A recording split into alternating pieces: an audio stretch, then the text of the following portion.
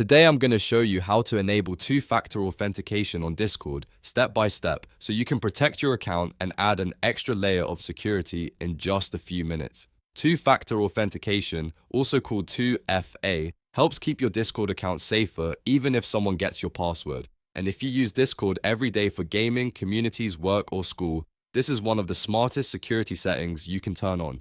If this tutorial helps, please take a second to like the video and subscribe for more simple tech guides like this. Alright, let's get started. First, open Discord web in your browser and sign in to your account if you are not already logged in. Once you are inside Discord, look down to the bottom left corner of the screen and click the user settings gear icon. This will open your account and app settings. From there, stay on the My Account section. This is where Discord keeps your main profile and security options. Now look for the option that says Enable Two-Factor Auth and click it.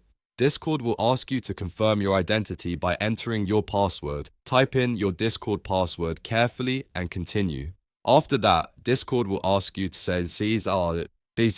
ask you to connect an Authenticator app. If you do not already have one installed, you can use a trusted app like Google Authenticator, Auth, or Microsoft Authenticator.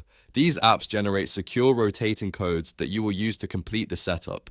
Next, open your Authenticator app and choose the option to add a new account. Discord will show you a QR code on the screen, and you need to scan that QR code with your Authenticator app. Once the account is added, the app will start generating a 6-digit code. Go back to Discord and enter that 6-digit code exactly as shown in the Authenticator app. Make sure you type it in before the code refreshes. After the code is accepted, click Activate.